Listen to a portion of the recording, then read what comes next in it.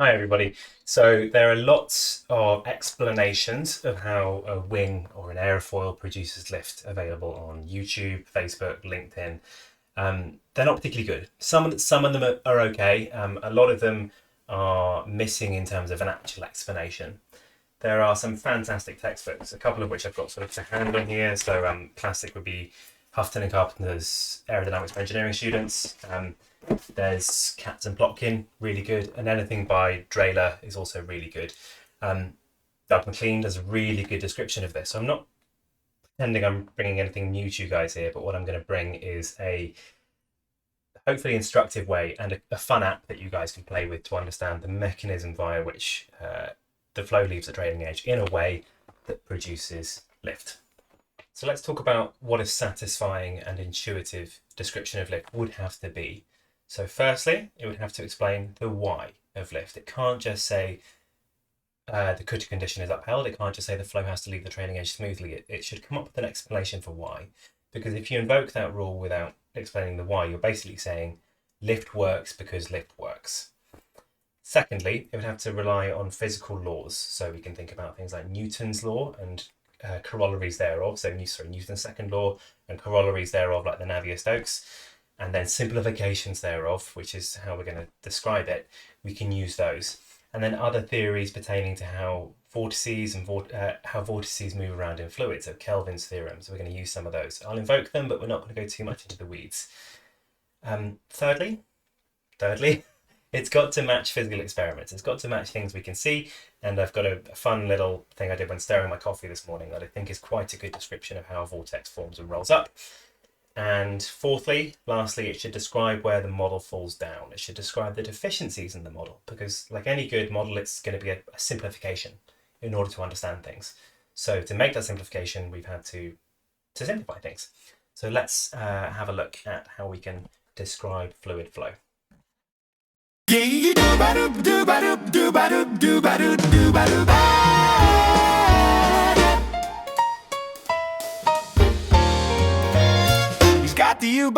Always make this mistake here. T on the screen, plus your del U, oh that's me, minus del P, add my del squared U. No one has but he's seeing it through. Oh Harry, what a terrible bit. He could have stopped but he's deep in it. This was meant to be a joke, now he's drowning in Navier-Stokes.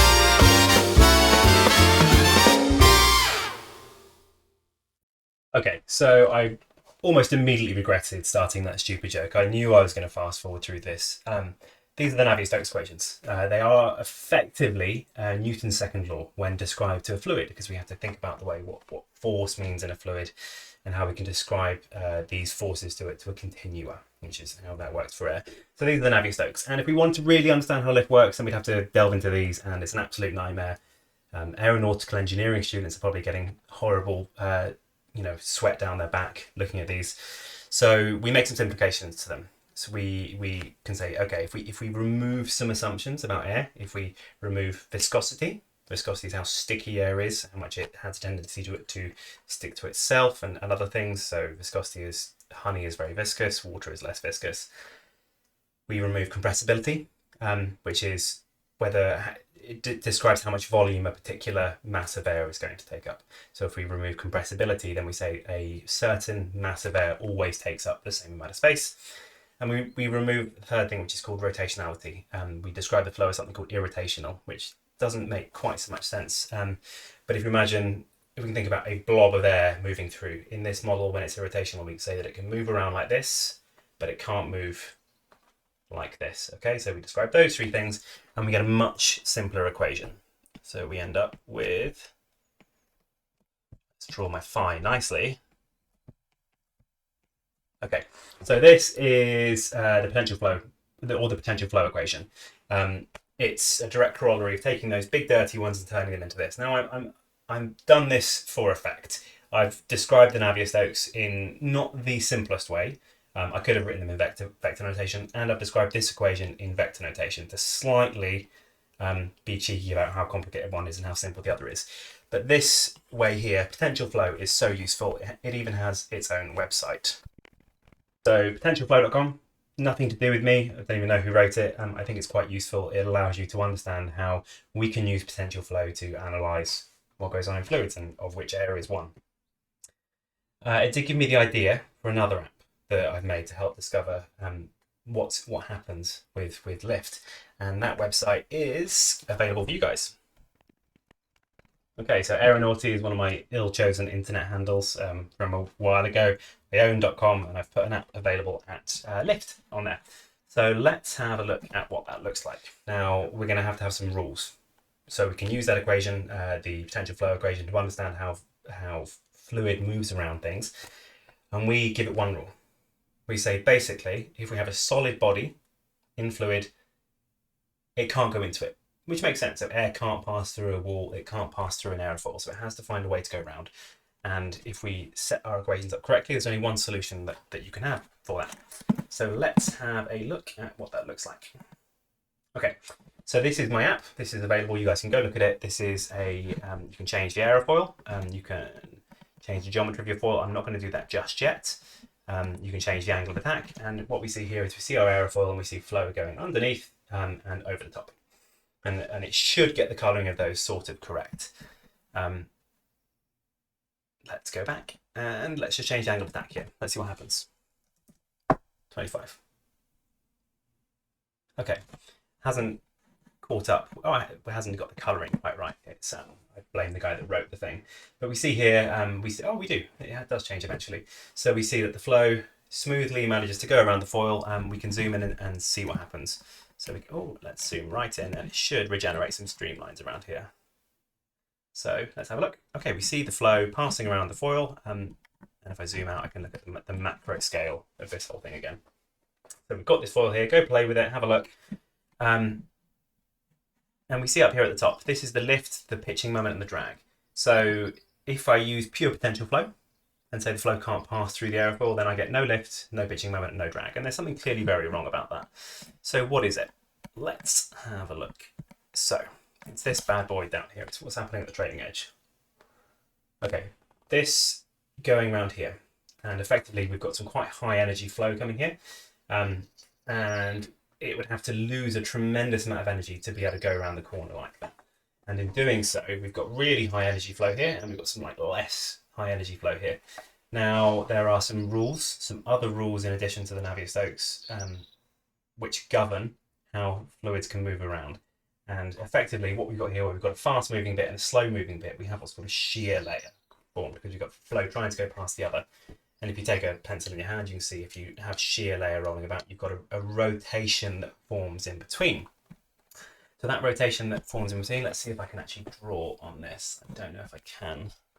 Let's find out. Well, I can, that's good. Right, let's try that. So we've got velocity coming up here, going quite quickly. And then we've got some quite slow velocity here. And effectively, this is going to cause trouble here. Now, what this causes is a tendency for the flow in this portion to rotate, which is something that we actually said we can't allow in potential flow, which is why that doesn't happen in this particular grasp of potential flow. But this happens in real life. This happens in real life when fluids go around things. And I was trying this morning to come up with an example for how this happens, and I'll show you one. Okay. Oh, fuck it. Okay, so I took this video this morning. You can see I really thought about what I was doing, and you know, it's in portrait mode, which shows me being slightly silly. But I'm going to play this video here, and this is me just stirring my coffee this morning. And we can see that when we've got that shear layer that forms down here, it rolls up into a vortex, which moves off the body. So let's play that again, see if I can slow it down. We'll play this at half speed. So if I pause it here, let's put myself above this actually. Okay, so if we put this above this, then we can see, and I can't quite lean into that. Let's move this over. Okay, so we can see that when this is coming down, the spoon's coming down, then we have this vortex starting to form here. Let's just play this in slow motion. It rolls off and propagates down.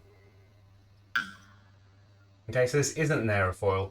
It's not producing lift in the sense that we think about it, but it is showing that, well, it will be producing a force because of the consequence of this vortex. But what we see here is we've got this body that's sort of at that angle moving through a fluid, and then we see that the flow tries to go round, and because it's got high energy flow interacting with low energy flow because of Helmholtz instability theorem, that rolls up into a vortex which rolls off the body. Okay, why does that help us? Why does it help us understand anything? We sort of know, we know from the flow that when we have the flow trying to do this, it can't do it. So what happens? We see a vortex forming in this direction. Okay, so that we'll take that as a given. Now another thing, there's something called Kelvin's circulation theorem. We're not going to go into the details of it because this isn't supposed to be a course in fluid mechanics. It's trying to give you an instructive means to understand fluid flow. But effectively, when you look at your cup of coffee, or when you look at your paint you're stirring, or whatever you're stirring, or rowing in a kayak, you'll see these vortices form, and you'll see these spirals forming the water. They don't form on their own. They can only form at places where a solid body, or actually an external magnetic or gravitational force, but for our purposes, they can only form where a solid body interacts with a fluid, and that's important. There's another part of Kelvin's theorem, or Kelvin's circulation theorem. All of these are both sort of woolly descriptions of Kelvin's theorem. If I was to draw a box around this aerofoil, okay, so I've got a control volume around this fluid now. So we can consider what's sort of been done on a forces and moments level. This isn't quite accurate for a fluids course, which is not what this is intending to be, but it's enough to give you an intuition for what's going on. So the fluid, if we were to look at it now, the air now has this tendency to turn around. So it's turning up here. Let's bring this down so I can actually do this with my hands. Okay, so it's got this tendency to turn here. So if it's turning in this direction, Kelvin's circulation theorem says that the total amount of rotational momentum in this fluid has to remain constant. So there has to be an equal and opposite reaction circulation somewhere in the fluid. And we also know that that can't just arise anywhere else. It can't arise here to balance it. It can't arise here to balance it. It has to arise where the fluid interacts with the solid body. So the only way for that to go is the other way around the foil, and it has to be a circulation that goes in this direction. So that's the counter circulation, or called the bound vortex. Now what that does is this causes the flow to speed up on the top, and it causes the flow to have a tendency to go in the other direction on the bottom. And when you combine that with the free stream, it means this is sped up significantly. This one's slowed down significantly. And what that means is it moves the flow so it's no longer going to try and form a vortex on the upper surface. Okay, so it's no longer, so that circulation in the flow, the tendency for it to move around the flow, so it's going backwards on the upper surface and forwards on the lower surface. It doesn't mean the flow is actually moving in that direction. It just means that the flow has a tendency to slow down at the bottom and up on the top in order to match the amount of torque that the starting vortex, which is that first one we saw, formed.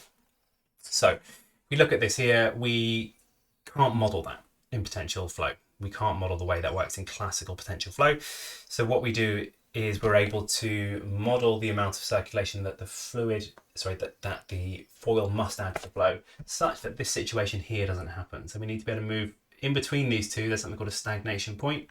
So there's a stagnation point somewhere. Oh no, not there. There's going to be a stagnation flow somewhere around here, which means that the fluid's not moving. So that's the problem with classical potential flow. And if we tell the simulation to add enough circulation such that this doesn't happen, we say, okay, we know that the flow has to leave the draining edge smoothly. That's called the Kutta condition, and we add that here. So if we add that condition here, you can delve into the source code and see how that works. If I zoom out, let's see what that looks like. So we see the flow looks, doesn't look wildly different to how it did before with the condition, but we see that actually some lift is produced here, and I'm at an angle of attack of 25 degrees. This is not intended to be a numerically accurate simulation. It's intended to be a simulation you can play, a diagram you can play with. It's like the diagrams in aircraft flight or cats and blocking, but you can play with them and mess around with them. But we do see that an angle of attack of 25 degrees gives a lift coefficient of 2.6. Clearly not feasible. There's no stall in this model, but that does mean that it's got a lift curve slope of about 0.11 per degree, which is about 2 pi per radian. So we know we're doing pretty well there. We can also visualize what actually goes on with the flow here. So I'm going to put some fake smoke particles in here to really show off my JavaScript skills. And we can see that if I was to see the flow with particles, then they are highly accelerated over the top. And let's put some more streamlines in so we can see a little bit more. Let's put some more in. Okay. So we see flow is highly accelerated over the top in order not to catch up with the flow on the bottom, which is that nonsense equal transit time theory, but so that it can leave the trailing edge smoothly. Because if it doesn't do this, then that vortex forms, and that vortex forming gives rise to the situation where there's enough circulation around it. So that's pretty cool. And let's turn the Kutta condition off and see what happens. Here we go. If I turn the Kutta condition off, eventually smoke will be seeded again. We can see, oh, okay, in this situation, the flow actually does catch up. There is this equal transit time sort of theory taking place. Particles sort of meet up downstream. So what this is saying is actually, even if the equal transit time theory was true, firstly, it would never be able to produce lift, because that's a bit up here at the top left, it's not producing lift. It's not doing enough flow acceleration over the top. It just doesn't work. So go away, have a look at this app, play with it. There's some bits that don't work. I couldn't quite get the potential function, the stream function to plot. But take it, play with it, and see what you can find. There are some great other websites that show this starting vortex being formed, and hopefully this gives an indication of the mechanisms that produce rotational tendency in the flow that gives rise to acceleration on top, deceleration below, that enables flow to leave the trailing edge smoothly, which creates a low pressure on top, high pressure on the bottom, and accordingly generates enough lift to match correlations from experiment, which is pretty important. So thank you. Caveat for this video: this is not intended to be a course in fluid mechanics. This is intended to be a way to clarify some misinformation that's been described on the internet. The Kutta condition is often invoked as a rule that has to be upheld, but it's never really described why it has to be upheld. There are some good explanations out there, but they don't tend to be found on LinkedIn. So if you see an explanation on LinkedIn, it tends to be upheld as this rule and never explain why. I've also missed out some things, and if you're watching and you go through the video, you'll understand that there are some parts missing from this explanation. Why does the circulation distribution or the vorticity distribution around the foil give rise to the correct circulation? That's interesting. How does that manifest over time? What does it look like as that builds up over time? I'm not covering that. And how can two foils with very different shapes, very different cambers, very different thicknesses, how can they have the same circulation giving rise to the same lift? Now, those are questions that are wildly beyond the scope of this. I'd like to get into those in future videos. I mainly wanted to produce an app that people can play with and a description in a video that hopefully helps people understand a little bit better what the Kutta condition is, how it arises, and why it produces lift. So thank you.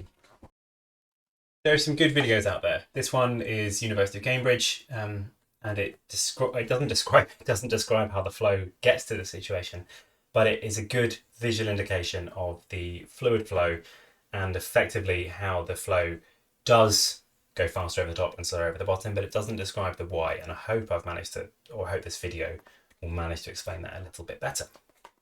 This video I found was pretty cool, woefully underwatched. This is someone who has spent their time to visually capture the starting vortex, and I quite like it. That's pretty cool. I like that one. So let's watch this. this is an interesting CFD simulation. We see an aerofoil impulsively started, and the starting vortex remaining fixed in space as the flow moves away, which is kind of cool. And the corollary of this whole theory, or if you're astute, you'll realize there's an opposite phenomena, which is when a foil stops, we see a stopping vortex being formed. So that's pretty cool. Links to these are all available.